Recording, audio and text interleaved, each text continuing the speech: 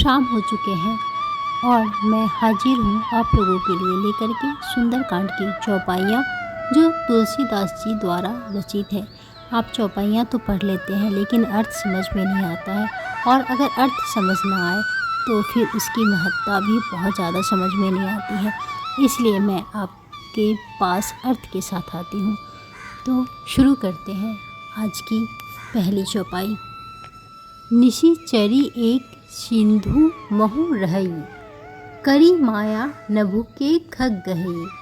जीव जंतु जे गगन उड़ाही, जल बिलोकी तिन्हके परिछाही। अर्थात समुद्र में एक ऐसी राक्षसी रहती थी जो माया द्वारा आकाश में उड़ते हुए पक्षियों, जीव जंतु जो कोई भी हो उसकी परछाई से ही उसे पकड़ लेती थी। सुंदरकांड से अगली चौपाई है। गहई छाह सक सो न उड़ाई, एही विधि सदा गगनचर खाई। सोई छल हनुमान कह किन्हा, तासु कपटु कपि तुरत ही चीन्हा। अर्थात उस परछाई को पकड़ लेती थी जिससे वे उड़ नहीं सकते थे और जल में गिर पड़ते थे। इस प्रकार वह सदा आकाश में उड़ने वाले जीवों को खाया करती थी। उसने वही छल हनुमान जी से भी किया। हनुमान जी ने तुरंत ही उसका कपट पहचान लिया। ताही मारी मारुत सुत बीरा, बारिधि पार गयु मति धीरा। तहाँ जाई देखी बन शोभा, गुंजत चंचरिक मधुलोभा। अर्थात पवन पुत्र धीर बुद्धि वीर श्री हनुमान जी उसको मारकर समुद्र के पार गए। वहाँ जाकर उन्होंने वन की शोभा देखी।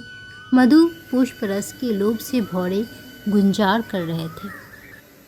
नाना तरु फल फूल सुहाए, खग मृग वृंद देखी मन भाए। छैल विशाल देखी एक आगे, तापर धाय चढ़ेउ भय त्यागे। अर्थात अनेकों प्रकार के वृक्ष फल फूल से शोभित हैं। पक्षी और पशुओं के समूह को देखकर तो वे मन में बहुत ही प्रसन्न हुए। सामने एक विशाल पर्वत देखकर हनुमान जी भय त्याग कर उस पर दौड़कर जा चढ़े। अगली चौपाई है। उमा न कछु कपि के अधिकाई, प्रभु प्रताप जो काल ही खाई। गिरि पर चढ़ी लंका तेहि देखी, कहे न जाई अति दुर्ग विशेषी। अर्थात शिव जी कहते हैं, हे उमा, इसमें बानर हनुमान की कुछ बड़ाई नहीं है। यह प्रभु का प्रताप है जो काल को भी खा जाता है। पर्वत पर चढ़कर उन्होंने लंका देखी। बहुत ही बड़ा किला है, कुछ कहा नहीं जाता।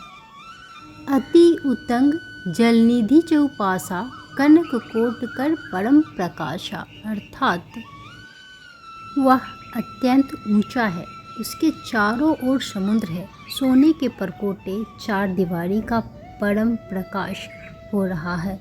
उम्मीद है आप लोगों को अर्थ सहित ये चौपाइयाँ बहुत पसंद आई होगी। आप हमारे साथ बने रहिए। मैं हर शाम को उनकी चौपाइयाँ, दोहा और छंद लेकर के आपके लिए हाजिर रहूँगी। प्लीज़ आप मेरे चैनल को लाइक एंड सब्सक्राइब जरूर कर दीजिए। कुछ सुझाव हो तो प्लीज़ कमेंट कीजिए। मिलती हूँ नई वीडियो के साथ, तब तक के लिए जय जय सिया राम।